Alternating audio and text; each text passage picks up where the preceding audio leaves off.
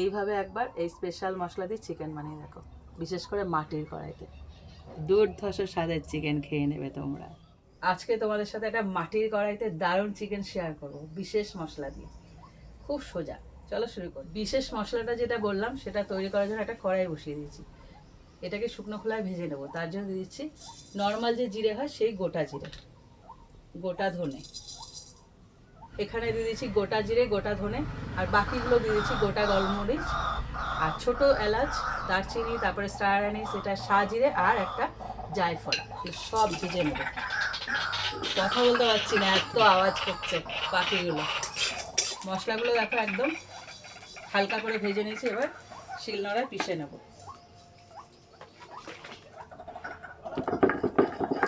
চিকেনটাকে কড়াইয়ের মধ্যেই নিয়ে নিয়েছি, এর মধ্যেই ম্যারিনেট হবে, এটাই বসিয়ে দেবো।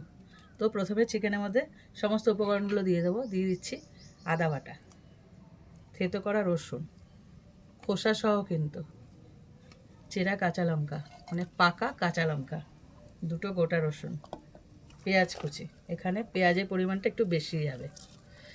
টমেটো মিডিয়াম সাইজের দুখানা কুচি করা, ঝাল লঙ্কার গুঁড়ো, হলুদের গুঁড়ো, স্বাদ অনুযায়ী লবণ, সর্ষের তেল, আর যে মশলাটা ভেজেছিলাম সেই মশলাটা।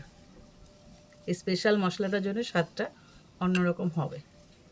গোটা গোটা কেটে রাখা আলু, মানে এবার সব একসাথে হাত দিয়ে মাখতে হবে। খুব ভালো করে মেখে নিয়েছি। এটাকে 20 থেকে 25 মিনিট ম্যারিনেট করে রাখতে হবে এইভাবে। এবার কড়াইটা ধরে শুধু উনুনের বসানো আর নাড়াচাড়া করতে হবে, এইটুকুই কাজ। দেখো চিকেন থেকে কতটা জল ছেড়েছে। আস্তে আস্তে একদম উলট পালট করে করে কষাতে হবে। প্রথমে জল ছাড়বে, তারপরে আস্তে আস্তে জলটা শুকিয়ে যাবে। কিছুক্ষণ কষানোর পর এর মধ্যে দিয়ে দিচ্ছি চিকেন মশলা। এটা দিলে খুব ভালো একটা ফ্লেভার দেবে। এটা কিন্তু অবশ্যই দেবে, ভালো লাগে। দেখো পুরোপুরি কষানো হয়ে গেছে। এবার দিয়ে দেবো জল। বেশি জল লাগবে না মনে হয়। না, বেশি জল দেবো না, কারণ কষানোর মধ্যেই না 90% সেদ্ধ হয়ে গেছে। দেখো রেডি হয়ে গেল চিকেনটা। দারুণ, একদম সহজ, কিন্তু টেস্টের দিক থেকে অন্যরকম হবে। আর এইটুকু ঝোল রেখে নামাতে হবে, নাহলে পুরো বসে যাবে।